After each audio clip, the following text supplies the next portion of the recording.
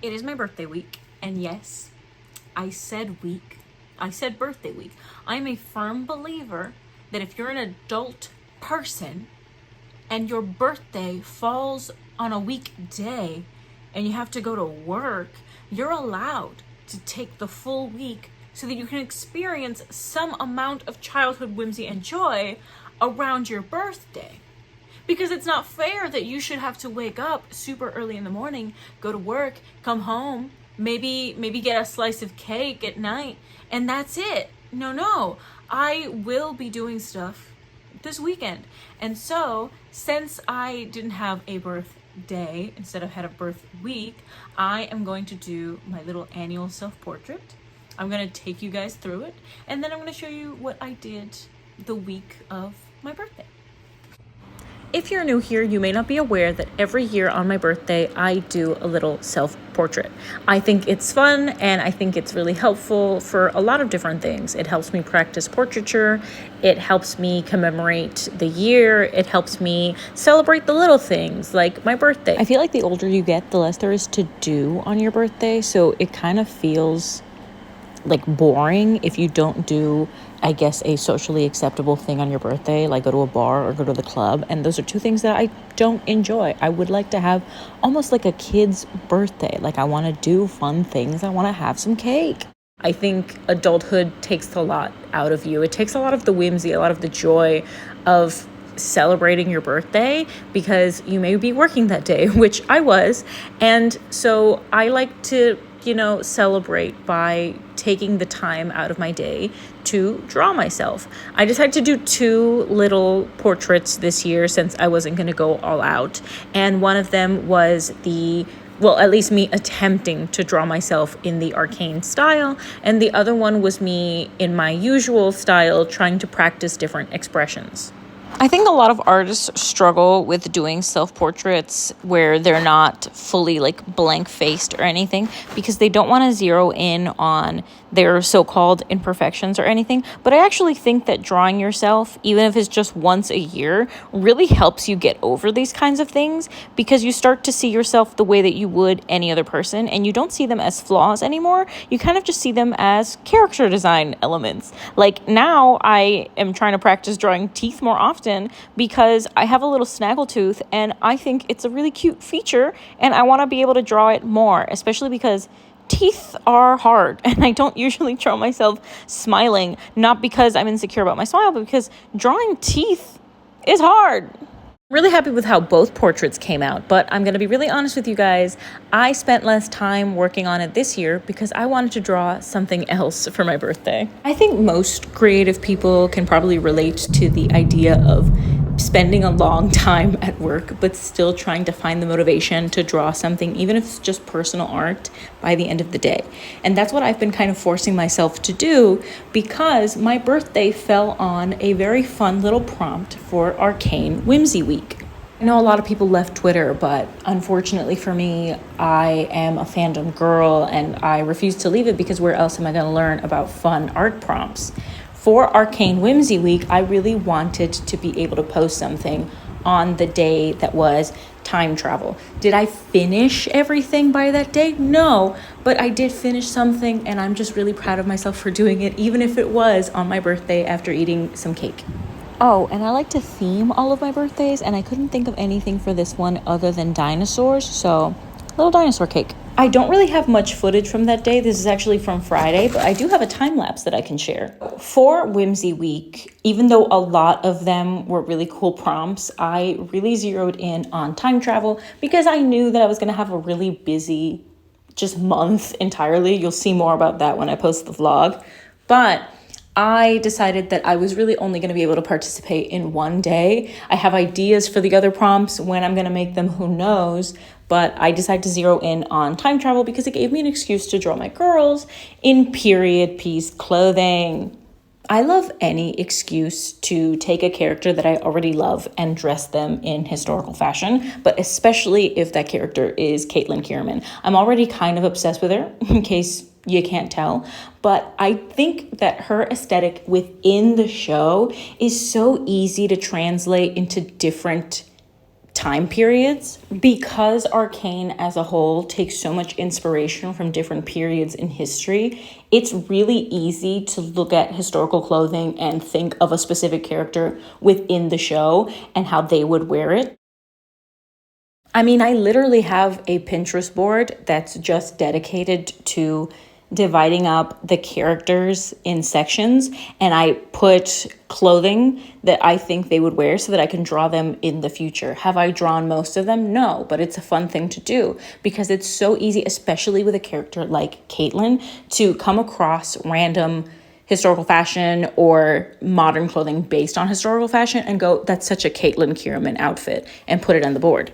When I saw that there was a prompt literally titled time travel, I couldn't decide what period I wanted them to travel to or which character I wanted to be the time traveler.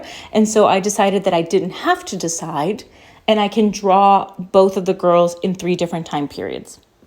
One of the first periods that I thought of when I wanted to dress them both in historical fashion was the 1500s, mainly because it's a pretty standard trope among the fandom to draw Vi as a knight and Caitlyn as a lady, and it's really fun, and I really wanted to do something like that for the prompt fairy tale. I still want to, trust, best believe, but I decided to use it as an excuse to also learn about Chinese fashion history because I saw that in the 1500s, they would be in the Ming Dynasty, and I wanted to draw her in clothing like that. For the second outfit, I've always wanted to draw Caitlyn in clothing from the 1890s specifically. I blame those little cyclist outfits. And for the third outfit, I have had this picture on her mood board ever since I made the mood board, and that is Keira Knightley's outfit in The Duchess, which is a little riding gear outfit. And obviously, for all of them, I had to give her a little weapon because I need my girl to have her gun, okay? And it just gave me an excuse to learn about weapons through time, I guess, which is a weird niche thing to look for, but I had a good time. I think the great thing about, once again, the Arcane style as a whole, and just the fact that Arcane isn't like a straight up regular fantasy, it's kind of steampunky sometimes, you know, you can get weird with it. It gave me an excuse to draw them in historical fashion, but to switch things around or add little elements from Arcane. So sometimes I have a version of the Kierman crest on some of her little outfits or on the butt of her guns. Wish the resolution on the time-lapse recordings was more crisp so you guys could see all the detail, but here are close-ups, and I think another thing that I want to do in the future is maybe give her a little eye patch, but I really wanted to draw her eye as is. Since I drew Caitlyn in 1500s, 1890s, and 1770s-ish clothing, I wanted to do the same thing for Vi. Once again, these aren't necessarily all historically accurate. I had to take some liberties, okay? Because Vi's hair, not very historically accurate. I also just think that it takes me longer to draw Vi in general. One, the hair. The hair's certainly a thing. Like, I feel like even if you are a person that draws frequently, Vi's hair is so hard to translate into your own style. Like, sometimes it looks too pointy and I have to change it, but then if it's not pointy enough, it doesn't look right. Because I am personally obsessed with her mullet from Act 3, but if I don't draw it correctly, it just looks like a shag haircut, and those are 2 different things. Also, very muscular, and I love that for her, but I'm also not experienced in drawing very muscular people, which I should work on. I would love to be able to do comic variant covers someday, so I need to practice muscles anyway. Let me just say this right now. I'm obsessed with the first one, the one where Vi is a knight and I gave her a little sword and I made it so that her gauntlets kind of look like her gauntlets in the show. Like, I'm obsessed with her. Drawing armor is the worst. It sucks that armor is just so good. It's so fun to look at. It's such a good look. But drawing it takes so long if you're not used to drawing armor frequently, because you have to keep looking at references to make sure that you're not making up stuff where like the joints would be. Either way, I am very happy with how that one came out. Oh, and I did the same thing for Caitlyn, but I feel like with Vi, it's way more obvious in the time lapse. Do not judge me for being lazy. Do not, okay? This was personal fun time for me, and I did just copy paste their heads and do minute changes over that whenever I did them. They are like little paper dolls to me. They're my muses, and I'm okay with the fact that all of them have the exact same pose, but with different outfits. I think it works. I think it's aesthetically pleasing, and I refuse to change it. And drawing Vi as a knight did something to me. It scratched an itch inside my brain, and I need to draw more fantasy arcane drawings now. On to the second outfit. I admit that if you were to think of 1890s, this is probably not what you would think of. However, I really wanted to do my own version of Vi's pit fighter era, and since I set this one in the 1890s and I gave Caitlyn a little cyclist outfit, I decided to give her the kind of little unitard tank top thing that men would wear in boxing competitions. And I agonized over this, I'm not gonna lie, because I kept thinking that it just didn't look old-timey enough, and if I were to change it, I would draw her like a little sailor. I also feel like the color that I chose doesn't really help either. She kind of looks like she's wearing modern gym clothing, but it is what it is. And for the version of Vi that is in the 1770s, I actually based it off of an outfit that I saw in the Met, except I color picked from her season 1 outfit. I really love that she's kind of giving pirate, so now I want to draw both of them as pirates in the future. My only regret is that I didn't choose a pose that showed off her tattoos more for the few chances that I had where you could see them, but Night Vi might be one of my favorite illustrations of Vi that I've ever made. Once I finished, I made a GIF of all of them interacting with each other, and I think it helps sell the time travel aspect when they're really mismatched. Despite having to run some errands and my mom and my sister having a prior commitment that they had to go to in the morning, we were able to all celebrate my birthday on Saturday, kind of like a little do-over since I had to work, and we got to go to bookstores, art supply stores, Halloween stores, just have a general good time. I did have to get some things for myself, and I count that as a little birthday present to me. And then once all of that was over and we had dinner, we got to drive home and have some cake leftovers while we watched the Bad Bunny concert live on TV, because I am pretty sure that I am one of the few Puerto Ricans on the island that didn't get to go to the friggin' residency. Say hello to my new skeleton child. My coworkers got me this little skeleton because they ordered some cupcakes for me at lunch as a surprise, and I don't know what to name them just yet, because in case you were not aware, I have a few skeletons already, and I like to give them names based off of creative people involved in spooky things. So it can be a writer, a director, an actor. It can even be their stage name, but it has to be their name. It can't be a character that they played. If I were to name this skeleton, so far ungendered, we haven't decided yet. They haven't told me who they are just yet. If I were to name this skeleton after Sigourney Weaver, because she is in the Alien franchise, I would name them Sigourney. I wouldn't name them Ripley. Does that make sense? Because whenever I tell people this rule, they immediately tell me a character's name, and it's like, you weren't listening to me. You weren't listening to me. Okay? Think Shelley after Mary Shelley, not Victor after Victor Frankenstein. Okay? I do have a list. Hold on. You may vote in the comments if that pleases you. This is not in any particular order. I don't have front runners right now. The names are Guillermo, Kaluuya, Goldblum, after Jeff Goldblum, Anya, after Anya Taylor-Joy. I need her in more horror movies stat. Sigourney, Christina, Samara, Melissa, Edgar, Poe. Yes, they're from the same person. I do see them as separate names. Lupita. Because Lupita Nyong'o doesn't get enough credit for being a Scream Queen. She played 2 people. Let's unpack that. Elsa.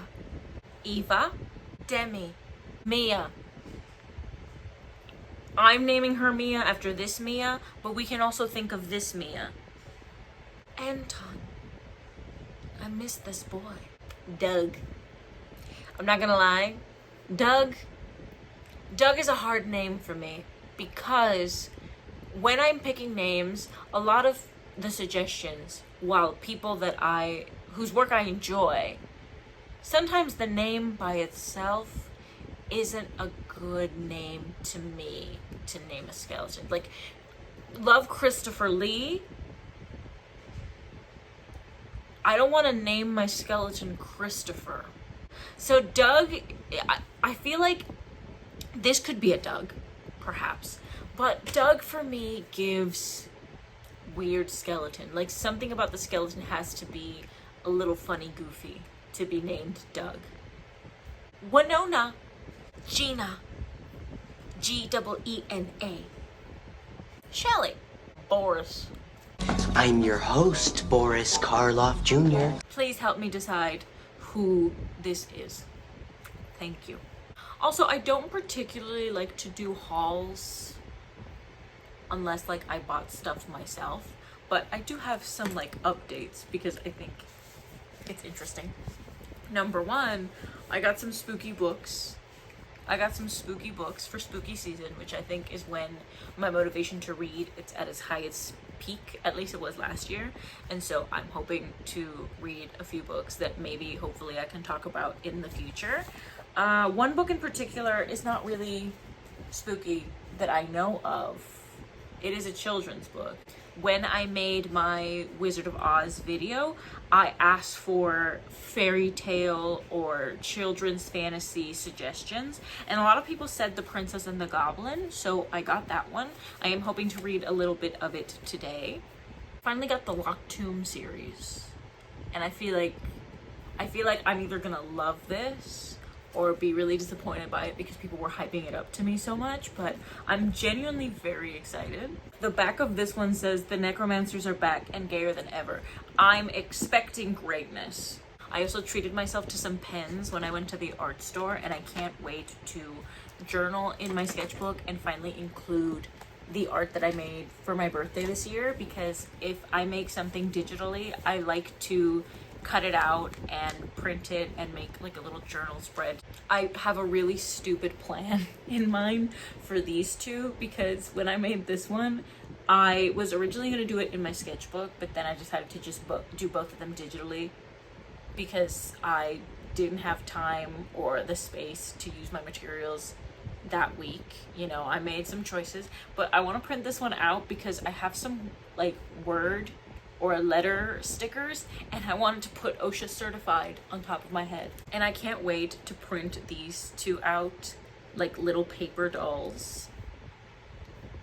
I have no idea how I'm gonna include them in my sketchbook, but considering I recently did something very similar for my Mythological May art prompts, where I printed them out like this and can move them around, I really want to do that with my little Caitvi drawings. And speaking of Caitvi, not to make this an Arcane vlog more than it already has been, but my friend got me this for my birthday. It sucks that I'm moving right now because I really just want to put it on a wall. Once I move, I'm absolutely putting this right next to my Jinx Wanted poster, just because I think it would be really funny. That's the end of this video. I hope you enjoyed the time-lapse footage. This is definitely more of a vloggy style video than I usually do for my birthday portraits. I usually just do a time-lapse, but I feel like those videos are, while they're fun for me, I don't know if they're fun to watch necessarily. They're usually very short. It's usually just me yapping over them, and I wanted to try something a little different. So hopefully it's not too egotistical to have an entire video dedicated to me trying to have some whimsy on my birthday. So, goodbye. Thank you for watching. I love my child.